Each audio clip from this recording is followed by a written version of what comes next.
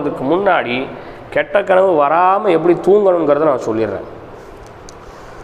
இரவு நேரங்களில் தூங்கம் போகும்போது முழுமையான முறையில், சிறப்பான முறையில், சரியான முறையில் ஒழு செய்து கொள்ளுங்கள்.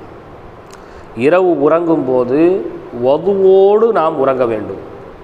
பல ஹதீஸுகள் அதற்கு சான்றாக அமைது. ஒதுவோடு உறங்கக்கூடிய மனிதருக்கு அன்று மரணம் வந்தால் அவர் நேரடி சொர்க்கம் செல்வார்.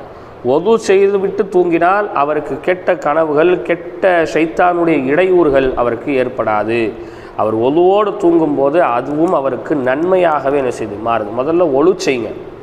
ஒழு செய்துவிட்டு இஸ்லாம் சொல்லி கொடுத்த வழிமுறைகளில் தூங்குவதற்கு நாம் முயற்சிக்கிறோம். ஒழு செய்து கொள்ளுங்கள். இடையில் சிறுநீரகம் சென்று வந்தால் கால்களை சுத்தமாக கழுவிக்கொள்ளுங்கள். அடுத்து தூங்குவதற்கு முன்னால் அல்லாஹ்வின் தூதர் ஓதிய அந்த துவாவை வழமையாக ஓதுங்க. அந்த துவாவை